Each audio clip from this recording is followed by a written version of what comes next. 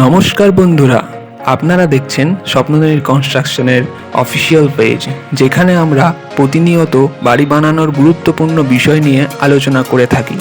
আর তাই আজ চলে এলাম আরও এক নতুন টপিক নিয়ে, যেখানে বলবো বাড়ি করার আগে যে 5টি ভুল একদমই করবেন না। নমস্কার, আমি সিভিল ইঞ্জিনিয়ার সচিন। আজকের ভিডিওটা তাদের জন্য যারা নিজেদের অনেক দিনের জমানো টাকা দিয়ে একটা স্বপ্নের বাড়ি বানানোর কথা ভাবছেন।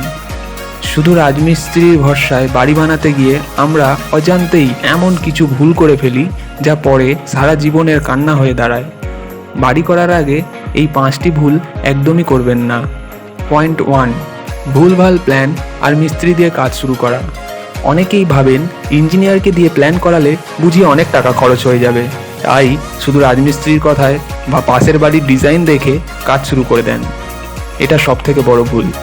বাড়ি করার আগে নিয়ম মেনে পঞ্চায়েত থেকে প্ল্যান পাস করান আর একজন অভিজ্ঞ ইঞ্জিনিয়ারকে দিয়ে ড্রয়িং করিয়ে নিন। মনে রাখবেন, ওষুধ যেমন ডাক্তারের পরামর্শে খান, বাড়িটাও ইঞ্জিনিয়ারের পরামর্শে বানান। পয়েন্ট 2, লোহা আর সিমেন্টের দরাদরি। বাজারে সবথেকে সস্তা লোহা বা সিমেন্ট খুঁজবেন না।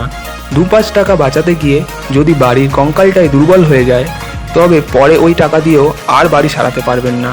বাড়ির জন্য কোনো গ্রেডের সিমেন্ট আর কোন রড ভালো হবে সেটা অন্তত একজন বিশেষজ্ঞের থেকেই জেনে নিন। পয়েন্ট 3, ঠিকমতো জল না দেওয়া।